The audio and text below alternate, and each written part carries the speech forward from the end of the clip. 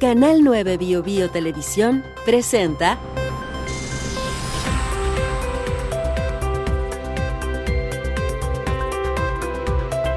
Lo que está en juego podcast.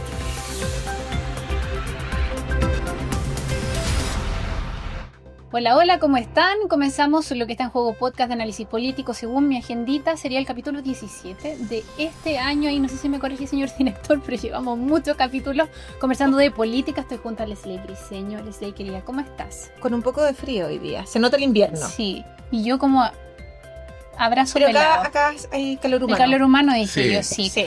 Tengo que presentarla bien. Académica Universidad San Sebastián y de la... No, de Universidad del Desarrollo. perdón, el Lucas Letal. Universidad del Desarrollo y la Universidad Católica de la Santísima Concepción. Ahí está. Bien dicho el cargo. Chuta, Sí. no me van a retar después. Francisco Gatica, quien es director del Departamento de Economía y Finanzas de la Universidad del BioBio. ¿Qué tal? Muy bien, contento de estar acá y con un poquito de frío, pero estamos en invierno, Sí. esperando que llegue lluvia. El contraste de Francisco con el Lucas está ahí con una chaqueta de Lucas brazo pelado. Bien abrigado. Ya, hoy, ahora sí, bien- chaqueta. Ahora sí viene el Sí. representante de la San Y camisa Sebastián. franela, camisa franela. Académico de la Universidad San Sebastián y director de Asuntos Públicos de Observa BioBio. ¿Cómo estás, Luquitas? Bien, sí, hasta anoche estaba helado.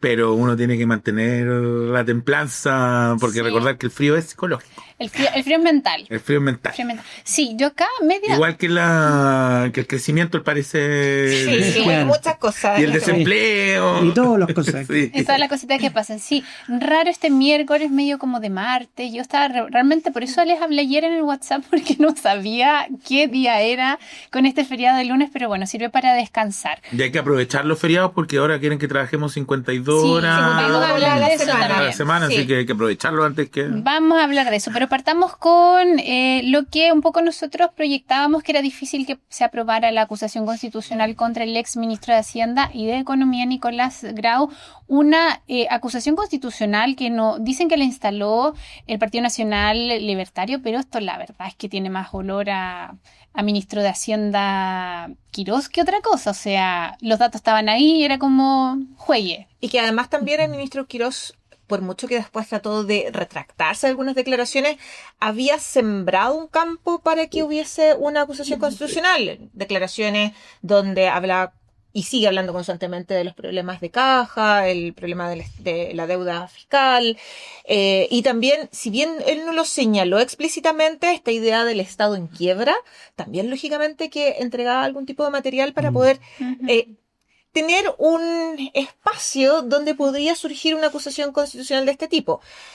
Sí me da la percepción un poco que probablemente lo que es actualmente el oficialismo le habría gustado más acusar constitucionalmente a el exministro Mario Marcel Claro. que a Nicolás Grau. Ujú. Sin embargo, el resultado de ayer nos muestra una derecha bastante fracturada, algunos capítulos que solo con 9 Sí. votos de apoyo hizo Ahí. genera una tensión claramente entre Sí. Chile Vamos y el oficialismo. Sí, perdón, esa parte me la salté. Fueron 16 votos a favor solamente, 25 en contra, 4 abstenciones, y ahí había alguien que se tuvo que en el fondo inhabilitar por declaraciones, que fue el senador Cruzcoque, y entiendo que Osandón Vladimir. tampoco podía. Estaba en Mira, Paraguay, Estaba en Paraguay. Claro, Y entonces ahí Milosevic no. también. celebrando Claro. el triunfo Sí. de la selección paraguaya. Que además Sí. fue feriado el día de ayer. Sí. Claro, Milosevic entonces- parece que también se inhabilitó. Sí, habían como varios que estaban fuera, pero claro, eran dos derechas, entonces estaba re Claro. difícil en realidad. Sí, yo creo que fue yo creo que la derecha como que sobreestimó sus capacidades. En rigor, si uno mira, hay una diferencia. Ellos tenían que llegar a 26 votos y en promedio están llegando a 10, ¿cierto? O sea, menos 10. Menos 10, porque uno de los Menos capítulos 10. fue con 9 votos. Con 9 a favor. votos. Entonces, claramente sobreestimaste tu poderío dentro del Senado. Ahora, ¿por qué se llega a esto? Porque tuvimos un PDG que en la Cámara de Diputados infló este tema y finalmente no tiene presencia senatorial, y parece que la Cámara de Diputados va a ser bastante más díscola que el Senado.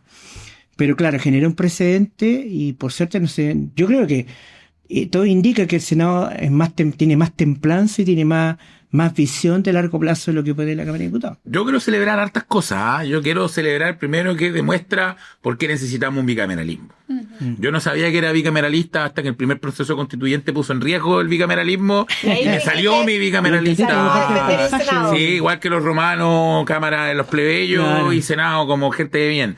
Pero efectivamente, como dice Francisco, la Cámara de Diputados, quizás esta estrategia del pirquineo que le ha aplicado el gobierno es más propensa con un PDG que es algo más dinámico, y también tú tienes muchos más díscolos, muchos más payasos también, por qué no decirlo, dentro de la Cámara de Diputados, y el Senado, que se renueva cada 8 años. Yo generalmente soy medio contrario de esos periodos tan largos, pero al parecer en este momento le da un tinte de seriedad más antigua, que en este caso corrió bien. Otra cosa que yo celebro, que ahora sí, esperemos que sí, y esta vez que sí, se termina el gobierno de Gabriel Boric. No fue el mejor de los gobiernos, pero a este gobierno le ha encantado dejarlo vivo. Sí, porque ha sido el problema de todos los males, lo ha sobreestimado, lo ha levantado, ha hecho envejecer bastante bien la imagen del presidente Boric. Entonces agarraron quizás el eslabón más débil que tenían. Ahora a lo mejor van a sacar la Ouija también para resucitarlo. O sea, que no... es que es bien interesante lo que plantea Lucas, porque no solamente en términos económicos, sino que cada vez que ocurre alguna situación, como les que vamos a comentar más adelante, surgen las comparaciones con las acciones que realizó el presidente Gabriel Boric o lo culpan frente a algunos tu proceso de toma de decisiones. Pensemos en lo que está pasando con el tema de los indultos, que se van a empezar a revisar, o también... En salud, la ministra Chomalí dijo que esto era por gestión mala anterior. Exacto, anterior, pero además también lo que ocurrió, que vamos a conversar quizás probablemente en algún momento más, el tema del impasse en Temuco. Muchos salieron a recordar acciones en situaciones relativamente similares del presidente Gabriel Boric, y dijeron, oye, mira cómo dos presidentes actúan frente a situaciones relativamente similares. Yo creo que hay una cosa que plantea Luque que es muy interesante. Bueno, uno como que entiende que es parte del paisaje de estas dos cámaras, ¿cierto? Hasta que ve la importancia. Pero es importante que haya rivalidad en el Senado. Yo creo que hace mucho bien, porque parte del juego democrático consiste en que a partir de la rivalidad mejoran los proyectos. Entonces yo creo que ahora Hacienda tiene que saber que va a haber un Senado que puede que sea muy adverso, por tanto está obligado a mejorar los proyectos. Por eso yo quiero celebrar una tercera cosa. Negociar los proyectos, te interrumpimos, que dijiste que iba a celebrar mucho. Pero celebrar una tercera cosa, que es una derrota de la derechita merluciana. Aclárate con la derechita del merluciano. Aquella derecha más Partido Nacional Libertario, son aquellos que acuñaban el término merluzo al expresidente Gabriel Boric, y son aquellos que tienen una derrota muy fuerte, lo que, como decía muy bien Priscila... La derecha auténtica. No, yo creo que la derechita cobarde es la forma que la derecha debió haber crecido. También, y yo entiendo que en los dos lados ha pasado un poco eso, que la vieja guardia ha perdido mucha fuerza hacia los discursos más extremos.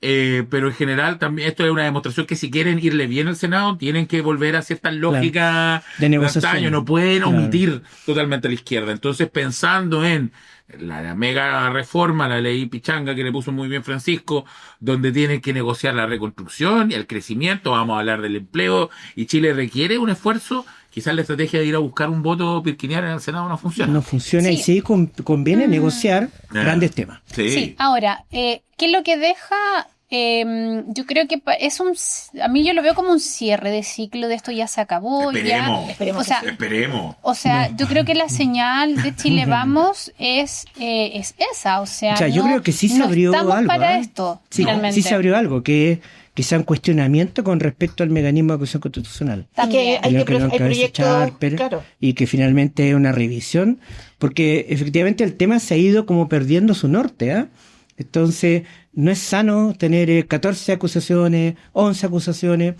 Entonces, claro, quizás se abre un debate muy importante respecto a en qué sentido tiene y en qué momentos corresponde una acusación constitucional. Pero ¿sabes qué? Yo creo que se le echa mucho la culpa al gobierno, a la oposición del gobierno anterior, que creo ¿cuántos fueron? ¿Como 10? Creo que 11, esa es la cifra. 11, esa es la cifra. Y ninguna logró absolutamente nada. No. Pero era como, es como ya, cualquier cosa que me molesta, acusación constitucional. Pero no olvidemos lo que pasó en la oposición a Piñera, que fue, acusaron constitucionalmente a un presidente de la República. Nunca me olvidé del Naranjazo. Naranjo hablando 15 horas para que llegara ahí de cuarentena Giorgio Jackson para hacer ese voto.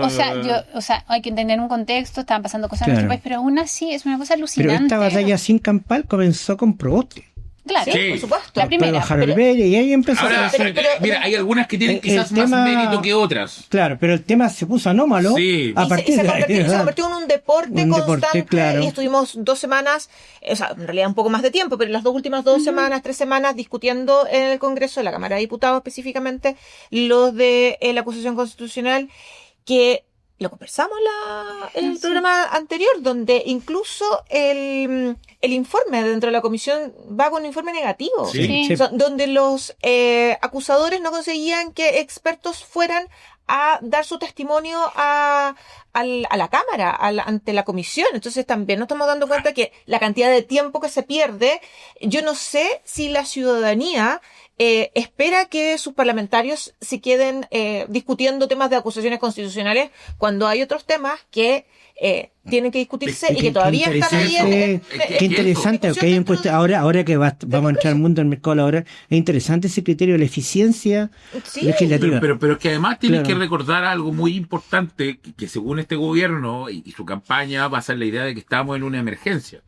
Y frente a esa emergencia, a propósito del desempleo, a propósito de la reconstrucción, a propósito del crecimiento, perder el tiempo en Nicolás Claro. Grau es una pérdida de tiempo de lo que tú no sabes cuánto nos sale el minuto de un parlamentario. Claro. Eso es. Un O sea, parlamentario esta nos sale como 30 palos Yo iba a mensuales. Y decir además, eso. Yo esta decía, semana era ¿cuánto semana se digital. gasta? Claro, Claro. entonces cuando entramos en el criterio de eficiencia legislativa cambia mucho la cosa. Pues en rigor tuvimos un deporte que fue cuestionar un poco al exministro, Insisto, y es una pero mala pérdida estrategia de muy poca eficiencia. pues. políticamente mantener tan vivo al gobierno de Gabriel Exacto. Boric. Yo entiendo que tú lo quieres usar un poco como el Pero, gran ¿sabes responsable. qué? Pero ¿sabes qué? Hay una cuestión compulsiva. Sí, No es Hay una poca estratégica, obsesión. sino que es compulsiva. O sea, el ministro de Economía te planteó algo en anterior. Oye, yo quiero solamente pensaba y escuchaba muchos comentarios que dicen que en verdad querían ir por Mario Marcel como lo manifestábamos acá. Y de verdad yo digo, Mario Marcel lo hizo tan mal. O sea, ¿por qué lo planteo? Porque recordemos que Mario Marcel recibió el país con una inflación disparada a Los causa viejitos. de los la retiros pandemia. y agarró esto con sus 2 manitos y logró estabilizar la inflación, que no creo que sea una cosa tan fácil. Entonces, Y además realmente- encontró el amor al mismo tiempo. bueno, claro, una bendición también. Y uno dice, bueno, ¿tan mal lo hizo? No, yo creo que hay que comprarse el libro de Mario Marcel, que está en la librería Antártica, pero claramente no, estamos hablando de un muy buen presidente del Banco Central y un buen ministro. Si el país se entrega, no olvides esto, que cuando se recibe con inflación que ya estaba alta, Sí, sí. sobre el 13%, Sí, sí. ¿cierto? Y lo que hace Marcel es estabilizar el ciclo de pandemia, post-pandemia. Yo creo que todavía, si uno lo mira a la distancia y mira cifras de empleo y otro, todavía estamos cerrando el ciclo pandémico. Bien, Sí. esto no es rápido. Absolutamente. Esto tiene Y un que, efecto... ojo, no solamente en Chile, sino que en muchos Claro. otros países todavía siguen con Claro, y países entonces- desarrollados. con el ciclo inflacionario de la guerra también. Claro, y por otro lado, entonces hay que mirar que como Chile es una economía pequeña, altamente abierta, sucede que todos los golpes le dan con efecto multiplicativo. Entonces, si uno mira la gestión de Marcel, lo que va a pasar con un ministro que estabilizó una economía que estaba en el ciclo de pandemia. Bien, y que además le tocó enfrentar los inicios de la guerra en Europa. Claro, mira, ¿cierto? lo que uno puede En Ucrania. criticar de, Claro, en Ucrania. lo que uno puede criticar de Marcel es que por ahí aumentó mucho el gasto público, permitió que se aumentara más la deuda, obviamente entendiendo el contexto, y que al igual que lo que se acusaba a Grau, sobreestimó Pero claro. ingreso y Pero lo que le falló, pero la ahí está el tema. calculadora. Pero ¿por qué pasó esto? Recuerde que Marcel llevó un plan de reforma tributaria. Sí, pues, Sí, sí, por que es lo supuesto. que fue rechazado. Claro, entonces, claro, aumentaste los egresos sin poder aumentar los ingresos. Claro. Porque quizás el otro tema fue que se sobreestimó el crecimiento. Y además se esperaba que esa reforma tributaria se aprobara. Entonces, con esa reforma tributaria se le equilibraba lo que era el arca fiscal. Y además también lo que han señalado Andrea Repeto o también Alejandro Mico, que no son precisamente de izquierda merluciana. ¿no? Exactamente, ellos sí. Vaya, pero meterme la derechita de Luciana es No, que pero es para distinguir. Porque no son marxistas Vamos a hablar- leninistas, economistas Claro. marxistas-leninistas, que ellos también señalaban que la reforma tributaria que se presentó y que se aprobó durante el gobierno de Bachelet, ellos esperaban recaudar más, pero eso era Sí. a partir de lo que era el escenario en esos momentos, donde Claro. Chile todavía Claro. estaba creciendo a niveles bastante altos. Ahora, en general, y que en general uno esperaba que hubiera tenido ese mismo crecimiento. Ahora, en pero, general, esa es una muy mala reforma tributaria, sí. es considerada muy mal, ha envejecido muy mal. Sí, pero que tiene que ver también con las mismas características de las condiciones que estamos hablando, del contexto. O sea, nadie se esperaba un estallido social, nadie se esperaba una pandemia, un nadie se esperaba encarecimiento de los factores productivos. Exacto, ni un nada de cambio eso. también en lo que es el impacto de la tecnología, de la inteligencia artificial, cómo esto nos está impactando hoy día. Claro. Porque cuando hablemos del empleo, el tema del empleo no pasa única y exclusivamente porque hay muchas personas que salen a buscar trabajo, sino porque el trabajo que se está buscando es mano de obra calificada. Ahora, como a lo este cual gobierno nosotros le como gusta chilenos no agregar tenemos el todavía epíteto esa calificación. o la antesala de emergencia, estamos con emergencia de empleo. Sí. Claro, casi similar a lo que podríamos tener como emergencia de seguridad, emergencia de salud, emergencia porque somos emergencia. O sea, finalmente tenemos un diagnóstico estructural de que tenemos altas tasas de desocupación por sobre el promedio de la OECD y que todo indica que no va a cambiar. Mi mano de obra sobrecalificada en muchas cosas. Por eso es tan importante, creo yo, que esto sea un triunfo del segundo espíritu del gobierno, del espíritu más de Chile Vamos, que obviamente estaba, o el que han llamado derechita cobarde. Bueno, derechita. Vamos a tener que armar un glosario, ¿eh? Sí. pero que obviamente está en juego, está en un segundo plano. Obviamente es más de la línea Alvarado, Ruminot, que es de la línea Quirós. Sin embargo, es una demostración de que un poco lo que necesita este gobierno hoy día es amarillar. Aun cuando podemos hablar ahí del amarilleo del presidente cuando dice que ahora él nunca dijo que quería sacar militares a la calle, que también era una hipérbole o una metáfora. Yo igual estoy de acuerdo en no sacar a los militares en temas de seguridad, así que me parece bien, pero yo creo que es necesario que el gobierno sea un gobierno mucho más de negociación, que entienda mucho más la necesidad de convocar, porque no está siendo convocante frente a la emergencia del empleo. Pero es que fue lo que hizo Marcel cuando estaba en el gabinete de Boric. Sí, claro. Y lo que hace Toda cuando está en el gabinete de Boric. Finalmente no sé si el gobierno amarillean el discurso que tenía. Es que a mí entre más amarillo el gobierno más me gusta. Pero no sé si el gobierno de José Antonio Kast, con los ministros que tiene, va a buscar la estrategia del amarillo. Por supuesto, porque no tiene un diseño pensado de ser un diseño convocante. Es un diseño que se salta a los partidos políticos recién. Ahora a Republicano le da un rol más fuerte con el ministro Arrau, pero en general lo hemos visto que no es un diseño político que busca armar redes políticas o que tiene a la oposición en el teléfono o que junta a los exministros. No tiene esa visión. Es una visión de gestión y ya lo hemos conversado otras veces. Y el problema es que si no cambia esa visión, vamos a seguir discutiendo estos mismos temas. Nos va a dar un montón de materiales. Por eso yo espero que con esto cerremos el ciclo de gobierno del presidente Boric. Claro, pero no lo vamos a hacer porque es una cuestión compulsiva. Es una cuestión compulsiva. Ya que lo anunciaron, hablemos de empleo. Ayer se conocieron. Ayer fue 30 de junio. Hoy día es 1 de julio. Sí. Segunda parte de este de 2026. Qué increíble. Sí. Ya se viene el 18 y el año nuevo. Este 2026. Pasamos el año nuevo ya. ¿Se acuerdan cuando agarraron a Maduro a principios de año? El cable chino. La OPE. Tenemos un terremoto en Venezuela. Oye, hemos tenido un 2026 terremoto en Venezuela. Obama fue el año pasado, ¿no? ¿Que lo eligieron o este año? No, el año pasado. Pero tenemos un papa gringo que ha dado también harto que hablar. La guerra de Papa americano. El mundial. El mundial que está muy bueno. Ya. A nivel nacional nosotros tenemos un 9,4% de desempleo, pero la media la supera la media nacional, la región del Biobío, con casi 10 puntos. Es un 9,8, más del 11% de desempleo femenino. Y se espera que lleguen autoridades acá a la zona ya para poder comenzar a trabajar, porque se está hablando de que en la región del Biobío, lo que decía Francisco, hay una emergencia. En el sector forestal están despidiendo gente, hay problemas profundos en ese sector y nadie hace nada. Sí, ese es finalmente el tema. Ahora, después quiero abordar esto de la mesa que se creó para la reactivación laboral, que me parece que es otro acápite, pero hoy las personas están buscando trabajo y especialmente el empleo femenino en un mundo que cambió además. Ahora, cuando tú vas a buscar un trabajo, tú quieres igual ciertas condiciones. Yo no sé si te ofrecen cualquier cosa, la gente va a salir a trabajar por cualquier cosa también. Yo creo Depende de la necesidad real de la persona. Sí, claro. Pero uno conversa con la gente, dialoga y tú te das cuenta que hay cierto estándar que el chileno se acostumbró. Por eso que también hay mucho migrante que llega a hacer ciertos trabajos que te lo dicen, el chileno no lo hace. Entonces, ¿cómo tú respondes a las dos cosas finalmente? La necesidad de trabajo, pero la calidad del trabajo. Sí. Yo que tengo el dato del último informe, Lo traje acá. Yo sabía, no diga eso. En promedio 9,8. Lo preocupante es las mujeres. La mujer está en el 11,3. Y en desocupación femenina masculina 8,5. O sea, se nos dispara un poco más. La brecha habitualmente eran 2 puntos porcentuales, ahora crece, está un poco más alto el desempleo de mujeres. Y el otro dato que es preocupante es la tasa informal, que es del 28,1 en la región. ¿Sí? Ahora, la problemática es compleja porque no hay un consenso. No hay un consenso. Tú tienes dos grandes visiones. Una visión centrada en la demanda de trabajadores, que viene por el lado de la empresa, donde lo que se busca es flexibilidad, ¿cierto? Y una visión centrada en la oferta de trabajadores, que es lo que se busca es mayor capacitación o calificación de mano de obra. Pero esos dos mundos no están conversando hoy día. Entonces lo que tenemos finalmente es, por un lado, un echarle la culpa al gobierno anterior con respecto a las 40 horas, con respecto a las condiciones. Ya viene ya eso, ¿cierto?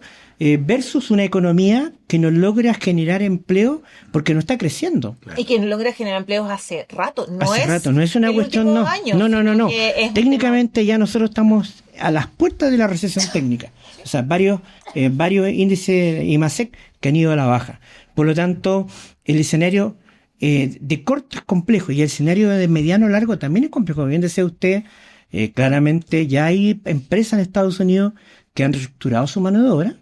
Hoy día la inteligencia artificial hace que tu productividad sea muy, muy mayor, y eso significa de que yo puedo prescindir de ciertos trabajadores, especialmente en labores que son rutinarias. ¿Ya? Por lo tanto, yo puedo, y la gente lo está viendo, si es cosa de mirar el supermercado, de mirar quién te atiende en los bancos, de mirar incluso, tú puedes tener un diálogo muy interesante con un simulador de voz con inteligencia artificial. Entonces, todos los trabajos que son rutinarios, ¿cierto?, de baja calificación, hoy día yo los puedo automatizar. A tal punto que la OCDE plantea que de aquí a unos 10 años cerca del 50% de la mano de obra va a estar en condiciones sustituidas por tecnología. Y es porque vivimos una revolución industrial, pero obviamente uno entiende los factores cambiantes en un mundo diverso y tecnologizado, a crecimientos exponenciales y el riesgo que eso trae. O sea, yo creo que nunca a nivel de capital, desarrollo humano que habíamos tenido un cambio tan fuerte como había sido las revoluciones industriales que cambiaron el nicho del campo a la ciudad, etcétera. Y eso es lo que estamos viviendo hoy día. Pero otra cosa es también el hecho de que venimos con problemas de salud constantes. O sea, cuando cerró Huachipato, no es como que Huachipato cerró porque los últimos 6 meses fueron malos. No. Claro, porque los últimos 15 años habían sido malos. En la región del Biobío no es que en el sector forestal la gente esté despidiendo porque llevan 3 meses malos, sino porque llevan mucho tiempo malo. Y como decía Priscila, aquí se han hecho intentos de esta mesa de fomento productivo, hemos tratado de hacer empleo, hemos tratado de hacer muchas cosas que no han funcionado porque tampoco se ha puesto lo que necesita la región, que más que buena intención y gente dialogando, es plata, poder y capacidad de decisión. Si con eso se puede generar políticas de empleo, pues el resto es música. Sí, ¿sabes qué? Bueno, es inevitable. A ver, tú tienes un cierre de empresas que son emblemáticas, ¿cierto? Huachipato, Edice está complicado. ¿Verdad? Eso se supo ayer. Está complicado, se supo ayer, en reunión. También, tenemos el problema de remolacha y hay otra, a la agroindustria que está complicado. La industria forestal también está complicada porque los ojos de la industria forestal no están en la región del Biobío. Están ya mirando Brasil, ¿cierto? Están mirando a otros países hace rato ya. Entonces, tenemos como una tormenta perfecta. Una mano de obra que tiene que recalificarse, ¿cierto? Y que necesita empleo, unas empresas que ya no están requiriendo tanto empleo y una sociedad que no es capaz de sentarse a conversar. Y ojo también, como el cambio climático afecta el tema del desarrollo productivo. Pensemos lo que pasa con los pescadores. Sí. El jurel no está presente en las costas porque el agua de mar es demasiado cálida para un pez que es de agua fría. Entonces, el cambio climático también está afectando muchísimo o sea, nosotros en la región del Biobío, como se señala muchas veces, somos la capital mundial del jurel. Se captura, no recuerdo cuánto es el porcentaje, pero me imagino más del 80% del jurel que se consume.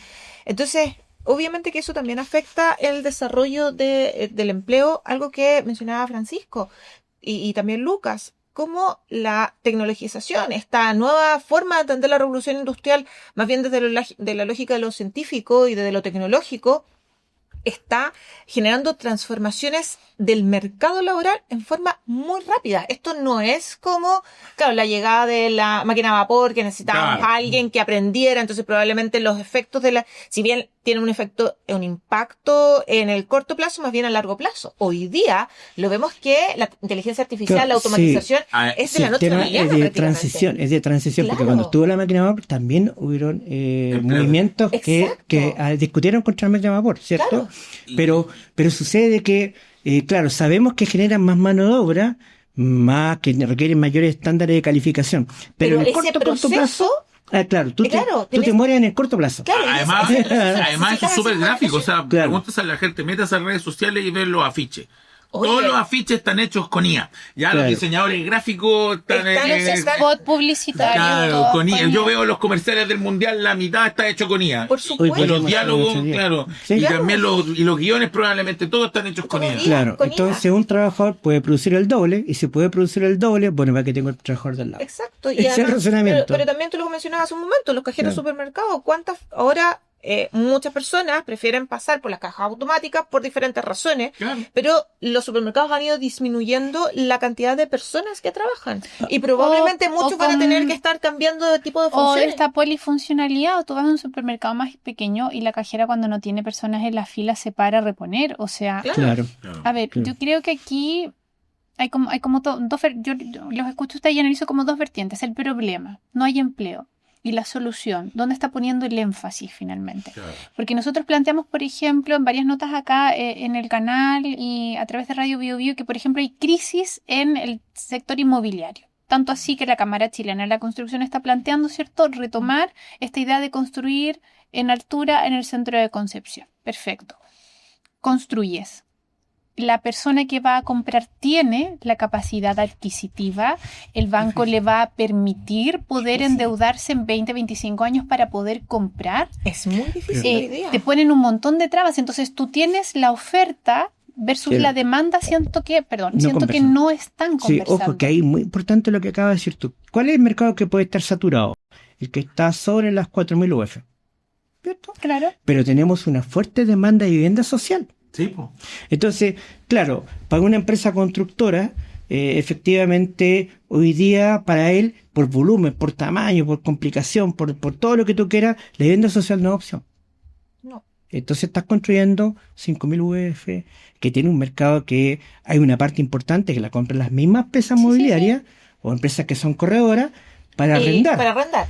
Y que el mercado del arriendo... ¿Cuál es el problema? El problema es que en algún minuto el mercado del arriendo te va a tener casas que no vas a poder arrendar y tienes que pagar el dividendo. Y se va a producir la burbuja inmobiliaria que se ha producido en muchas otras partes del mundo por el mismo fenómeno. Una fila muy grande de personas que no tiene dónde vivir porque no hay un segmento, no hay un grupo de empresas que pueda construir vivienda social. Por eso vuelvo al mismo punto. Estamos buscando una solución que que finalmente la construcción va a generar empleo. Ok, listo, vamos a construir, no sé, vamos a construir en el centro de Concepción un edificio de 25 pisos, no sé, unas moles enormes, pero ¿quién va a habitar esos espacios? Claro. Los arrendatarios que no tienen la posibilidad de poder comprar esos departamentos. Entonces, finalmente... ¿Y por qué no pueden comprar esos departamentos? Probablemente porque sí tengan trabajo, pero ese trabajo no es de calidad, porque no tienen buenos sueldos. Sí. Porque, ojo, estamos hablando de generar empleo, pero ese empleo es de calidad, ¿es de buenos sueldos o estamos hablando de generar empleos de sueldos mínimos? Yo me he acordado harto del PEM y el POJ. ¿Sí? Que pagaban a uno para que hiciera el hoyo y después le pagaban a otro para que tapara el hoyo en la tarde, pero teníamos gente empleándose. Yo igual soy medio keynesianista para esto, que quiere decir que es un buen momento para hacer obras públicas en la región del Biobío de alta envergadura. Así como la ruta Piedemonte, que va a ser... Bueno, que requiere harto personal, pero obviamente ese es un tipo de empleo. Porque hoy día también lo que estamos viendo que hay mucho empleo de profesional, y estoy hablando fonoaudiólogos, kinesiólogos, ingenieros comerciales, abogados... O sea, el profesional que fue, o sea, el joven que fue a la universidad, que tiene un título, un cartón, y que sale de la universidad y no encuentra pega. Claro. Y que tradicionalmente, por lo menos en mi época, le decíamos el cesante ilustrado. Sí, claro, y donde además cada vez es más difícil que te den la primera pega, porque hoy día para la primera pega se pide por lo menos 1 año de experiencia, 2 años de experiencia. ¿Quién está buscando a alguien sin años de experiencia? O lo otro, que muchos de estos jóvenes profesionales, y no solamente jóvenes profesionales, sino que también en general nos encontramos que están precarizados porque es empleo informal, porque terminan boleteando, donde no tienen o trabajan por proyectos, no tienen ningún tipo de cobertura de beneficios sociales, de derechos sociales, y ellos son incluso, los que además reciben muy pocos apoyos por parte del Estado. Esa precarización que dices tú se da hasta a nivel de doctorado. Sí. A este nivel. O sea, yo conozco muchos hay muchos estudios que te está hablando justamente de personas que tienen grado doctor y que no tienen dónde trabajar y que están en ese mundo de los proyectos y pelotean entre proyectos, contra boleta, con horario. Por supuesto, porque pero eso, a él no le vas a poder participar en un poco. No, pero no lo vas a poder poner a construir un puente. No, claro. Entonces se produce esta cuestión de que la sociedad castiga finalmente al que está más calificada. ¿Cierto? Pero volviendo al tema, y es un tema muy complejo, pero ¿cuál es el tema? El tema es, me gustó la idea del penny POC, porque recuerda que como a este gobierno le encanta, esto surge en el contexto de la emergencia. Sí, pues. Y surge a partir de la crisis del 82. Pues. Exactamente. Porque muchos de nosotros ya había nacido, pero en rigor. Yo todavía no había nacido. Yo ya había nacido. Pero responde, no, yo sí. Tú se habías Yo nací en el 83. Yo nací en el 88. Yo nací en el 72, ¿viste? Pero recuerda que en aquella época, en el contexto de la crisis del 82, quebra cerca de 1/3 del parque empresarial y las tasas de desempleo llegan a más del 30%. Claro. Cifras, entre comillas, que nunca sabemos si son ciertas porque... No, porque bueno, además, recordemos que alguien dijo en esa época que el dólar no se toca y el claro, dólar se tocó y Ron Luder y compañero. Sí. Pero sucede que, claro, el gobierno responde con esta figura del programa de empleo mínimo, programa para jefas de hogar. Esa era la idea del penny POC, que nosotros le llamábamos los astronautas, porque finalmente daban vuelta a la Tierra varias veces. Claro. Sí, pero en rigor, claro, la respuesta para esto viene de dos tipos, aunque parezca contradictorio. Por un lado, son aumentar la velocidad de crecimiento, ¿cierto? Pero por otro lado, un Estado que cuando la economía está en contracción, aumenta el gasto en algunas zonas que son demandantes de empleo. Pero ese es el ideal, Francisco, pero este gobierno quiere achicar el Estado. Es que esto no es tema hasta ahora, porque ahora, si tú miras el desglose, recién en la región metropolitana tiene una tasa del 9,8%. Y que probablemente ahora le va a empezar a preocupar. Sí, mira, la noticia que cuando llega a tu peso político, eso puede ser carga el informe de la lata, claro, el promedio es 9,4%, Biobío 9,8 y la metropolitana 9,8. Y eso no se había dado. Van a empezar a decir entonces, ahora que Santiago tiene un problema. Sí, hay un problema de empleo. Ahora sí que hay un problema de empleo. Pero también hay algo que tú mencionaste en su momento, donde hablabas no solamente de el tipo de empleo, sino que de la calidad. Y que efectivamente, lo mencionaba creo que el ministro de Agricultura hace unas semanas atrás, sobre los empleos en agricultura, que están... son muy bien pagados, probablemente. No cuando hablo del agua. No cuando hablo del agua. Cuando hablo que los empleos en agricultura muy bien pagados, que podrían llegar a ganar una persona 2 millones de pesos al mes, pero que es un empleo precario, en el sentido de las condiciones de trabajo. Son probablemente, no solamente es por una temporada, sino que además significa un horario, un tipo de trabajo que es no calificado, y por eso muchas veces... los migrantes son los que desarrollan ese tipo de trabajo. Pensemos también en trabajos de limpieza u otras cosas. Porque alguien dice, pero ¿por qué no vas a trabajar si estás buscando trabajo? Vas a hacer ese tipo de trabajo. Porque finalmente uno también está buscando otras oportunidades. Sí. Ahora también una complejidad es que si uno mira los últimos 20 años de la historia del mercado laboral, va a encontrarse que debido a que los empleos han ido mejorando su calidad, ha hecho que el empleo sea más caro, sobre todo para pymes. Claro, porque pagar un sueldo mínimo, pagar una sala cuna... Para allá iba, porque efectivamente hoy día, cuando tú tienes un trabajador más calificado, no va a tomar la decisión de ir a trabajar por el empleo mínimo, puede tomar la decisión de decir, mejor prefiero trabajar con boleta y boletear y ordenarme, trabajar en proyectos, o también incluso tomar la decisión, y eso puede generar un problema, tomar la decisión, me quedo mejor en mi casa, soy un trabajador inactivo. Mira, y eso puede generar una... Quiero decir dos cosas solamente. La primera es que hay que acostumbrarse a esa idea de personas que también hacen su vida en todos nuestros trabajadores, en nuestros trabajos que son inestables, o que podríamos llamar entre comillas precarios, ¿cierto? Pero que finalmente boletea, recibe su ingreso y se ordena en función de eso. eso que no va a provocar esta cosa de que padres de 80 años tengan a su hijo de 50 años viviendo con ellos. ¿Cachai, no? Exacto. Sí, eso va a ser así porque comprarse una casa... Francisco. No me digas eso. Comprarse una casa, un cabro joven que está haciendo la universidad, es un lujo, el lujo asiático. Tú trata de pagar un dividendo 600.000 pesos. No. De hecho, hay estudios, y te interrumpo con esto, que dice que las generaciones de ahora son las primeras generaciones que no van a alcanzar a vivir mejor o al mismo nivel que sus padres, sino todo lo contrario. Claro. Chicos, entonces, yo quiero... Sí, perdón. Porque la otra cosa lo interrumpo. Se me olvidó la segunda cosa. pero lo que voy es que finalmente vamos a tener un conjunto de empleos precarios, pero por otro lado, el sistema educativo tiene que recalificarse como para educar, como le dijo un colega, desde la cuna hasta la tumba. Vale decir, tenemos una mayor prolongación de la esperanza de vida. El tema de la jubilación a los 65 años está complejo, y lo que vamos a tener es, como tenemos una menor tasa de natalidad, vamos a tener personas recalificándose a los 55, recalificándose a los 65, recalificándose a los 40. Entonces, y con una salud que te la encargo. Claro, pero en rigor esto está en paralelo a la baja tasa de crecimiento de la población. Yo solo quiero decir que por eso hay que mirar con buen ojo, o sea, no con buen ojo, pero con ojo, lo que dijo la comisión encabezada por David Bravo, que está haciendo una propuesta para mejorar el empleo en el país. Sí, eso quería hablar. La Mesa de Reactivación Laboral propone un techo máximo absoluto de trabajar 52 horas semanales, pero entre horas de tu turno más horas extra. No es que esté matando las 40 horas. No. Porque tú trabajas 40 horas, pero no no puedes flexibilidad. Tiene que con la flexibilidad. A 52 entre tus horas extra, etcétera. La cotización adicional para el seguro de cesantía, el tema de la indemnización por años de servicio. Entonces empieza a tocar ciertas cosas que igual son como sensibles. Claro. Entonces está como la alerta puesta ahí. Son 22 medidas. Ya es una sugerencia bien extensa de cómo se podría solucionar. Y miren, a mí cosas que me llaman la atención, por ejemplo, hay un documento que plantea la polifuncionalidad. Ya, cosas que son... A ver, yo no sé qué pensar en la CUT de esto. Ahora me acordé de los segundos. No sé qué dirán los sindicatos de ahora esto, me acordé de los segundos justamente. Pero, ¿cómo tú implementas algo así cuando tienes un ordenamiento distinto? Claro, yo solo quiero decir una cosa bien corta, que yo entiendo desde dónde viene, a propósito de lo que yo decía. Si uno mira los 20 años, el empleo se ha hecho más caro, y no solo el empleo calificado, sino el mira cuánto subió el sueldo mínimo y estoy súper bien. Entonces, hoy en día una respuesta que se da frente a eso es bajemos los costos del empleo. O sea, que a una pyme no le sea tan difícil traer un trabajador. Hay varias formas de hacer esa jugada, pero es una cirugía compleja. Pero mira, ahora me acordé de los segundos.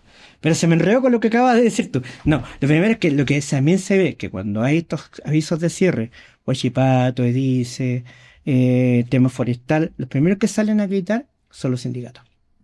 Hoy día en la mañana se escucha al dirigente sindical le dice, y así. O sea, cuando hay crisis, los que ponen el rostro finalmente son los sindicatos. Sí. Porque no tenemos una figura de empresario regional. No. Olvídalo. Las sedes están en Isidora Goyenechea, detrás del Mall Costanera Center, y acá en la región no teníamos gerencias ni nada por el estilo. Entonces, ¿quiénes son los que ponen el grito y que empiezan a... Y eso que dicen de acá, pero están Las Condes. Están Las Condes, sí. Y se reconocía Las Condes. Entonces, ¿quiénes son los que te ponen el punto sobre la I? Los dirigentes sindicales. Entonces, volvemos a la figura muy keynesiana del sindicato, ¿cierto? Ahora bien, yo fíjate que creo que la reflexión es súper compleja, porque en rigor se acaba el cálculo. 50 horas, ¿qué significa? Si tú trabajas de lunes a viernes, significa 9,6 horas. Y 4 horas el sábado a la mañana. 9,6 horas, ¿qué significa? Significa de que eso agrégale más tema de movilización, 1 hora más. Que estamos tirando muy bajo 1 hora, porque muy bajo, porque hay gente de horas. O sea, estamos llegando que hay 12 horas fijo en tu día laboral. Y las otras 12 entre dormir y cuidar a los hijos. Eso es más o menos la distribución. Hacer deporte, preparar la comida. Yo voy a plantear solamente una cosa. Pongámoslo así. Sabemos que es una sugerencia, que tiene una letra chica que hay que ir revisando, para bien o para mal. ¿En qué parte entra la maternidad que tanto están anhelando que las mujeres tengan hijos? Porque es menos de un hijo por mujer y debiesen ser 2,1, creo. Sí. O sea, no da. O sea, deberían ser 2. Porque para Como quienes no mínimo. sepan, para hacer una tasa de reemplazo en natalidad Sí, se son necesitan dos dos. personas para hacer una. Entonces necesitamos que esas dos personas hagan dos veces Por eso hablamos de Esa es la tasa. tarea. la abejita. Claro, hacemos la tasa de nacimiento por mujer fértil. Claro. Eso es lo que se hace. ¿ya? Pero el tema de la fecundidad también es un elemento que a este gobierno le interesa mucho. Y por otro lado te sugieren que tienes que trabajar más, es que no te da.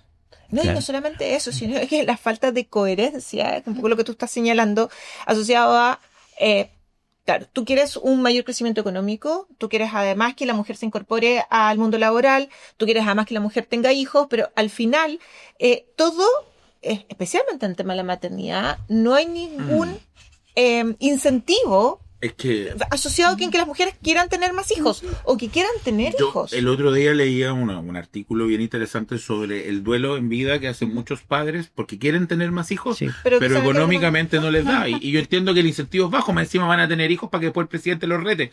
Entonces, no veo el incentivo, o sea, Yo- ya entiendo yo no- la sala cuna. yo me- sí. Pero ese finalmente Pero, la cuna no es un pero, incentivo a la claro, maternidad, claro, es un porque- incentivo al empleo. Claro, porque Yo una me sala cuna hoy día perdí- está a 400 Oye, lucas y los horarios, ¿han visto y los no van horarios a de la sala estar, y cuna? en la sala cuna no van a estar hasta los 18 años. No, No, pero por eso, no es un incentivo finalmente a la maternidad, Pero es al yo empleo. me perdí si ahora se están cubriendo por costos de salud los temas de la natalidad, ¿vale? Cuando hay que hacer inseminación, cosas, todo eso. Hay muy pocos Y me acuerdo que eso se programas. Bonopad, hay discutió. Bonopad Hay para Bonopad para Ahí va, algunos, se pero no para discutió todos. porque es un tema que muchas familias, como la familia está atrasándose en su cuando su comienza decisión. Pero, por su decisión de ejemplo, casar, hay ¿no? discusiones en el Parlamento que están atrasadas, Claro, como por ejemplo lo que tiene que ver con la donación. Claro.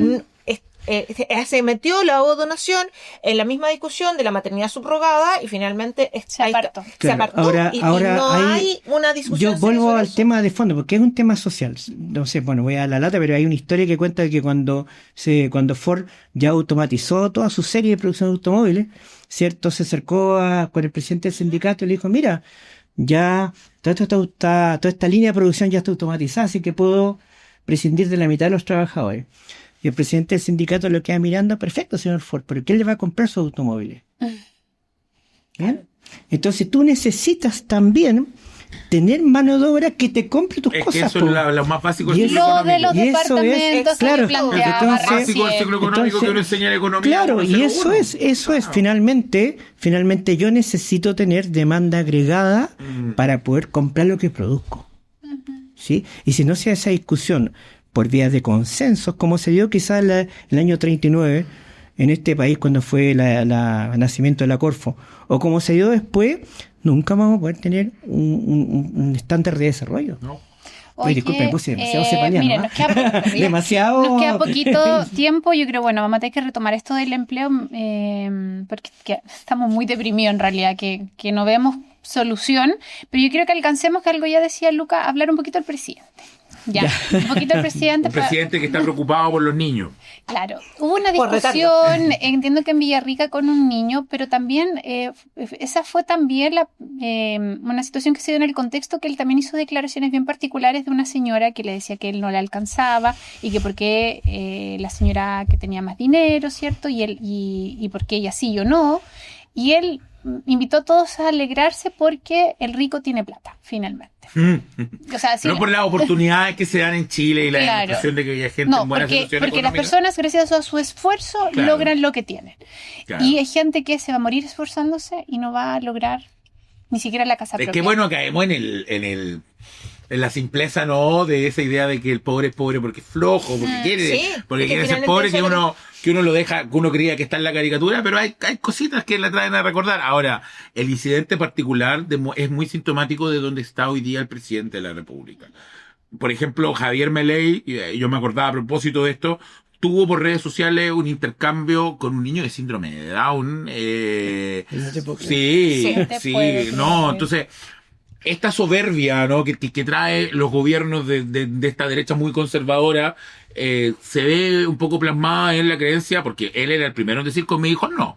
Cuando le estábamos enseñando toda la ideología woke, que el todes, etcétera, no, con mis hijos no, ¿cómo se te ocurre? El colegio Que, no, Claro, también. ¿cómo vamos a tener Claro. transgénero en el colegio? Los niños no pueden.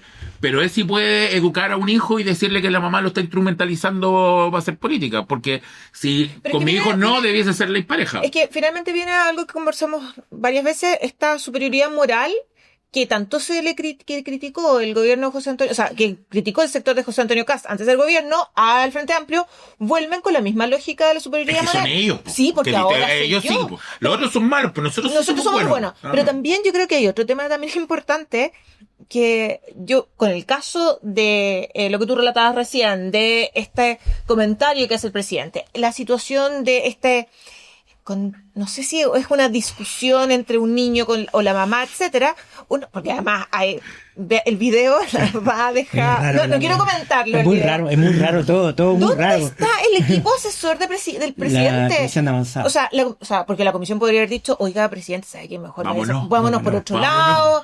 ¿Sabe qué? Ya no le dio la mano, vámonos. Ya, vámonos, sigamos, avancemos, o ¿sabe qué? A partir porque el presidente, cuando hace esa declaración que tú estás señalando, es en un foro, ya esto había ocurrido, y alguien podría haber dicho, oiga, presidente, ¿sabe qué?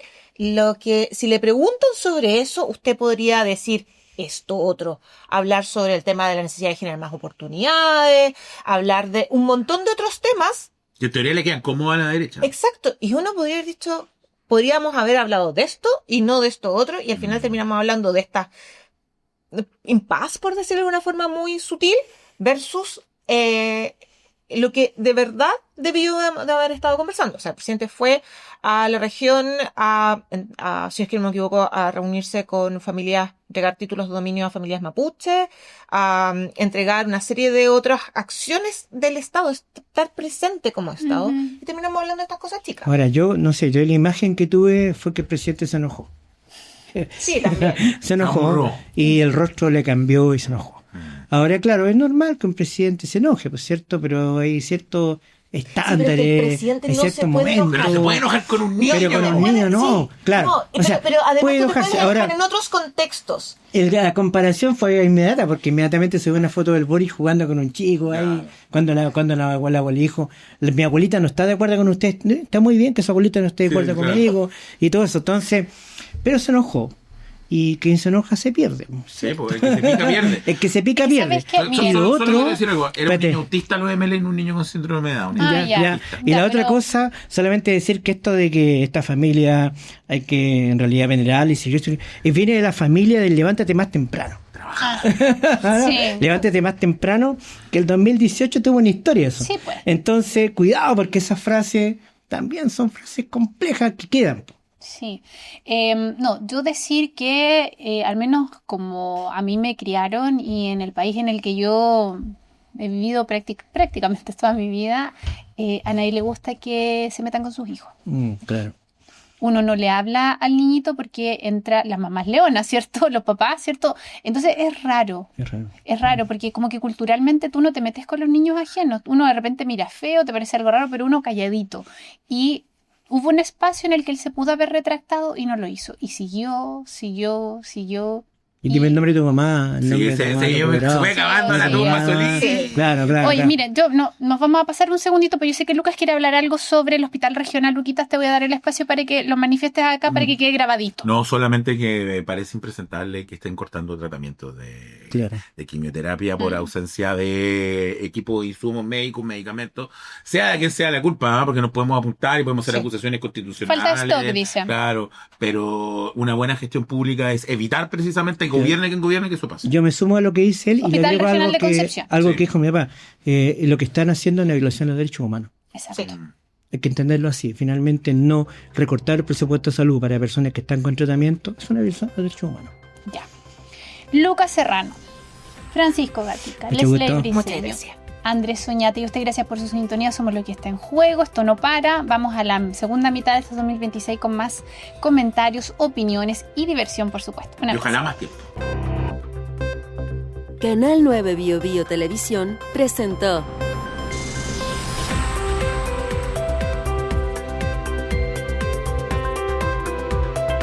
Lo que está en juego podcast.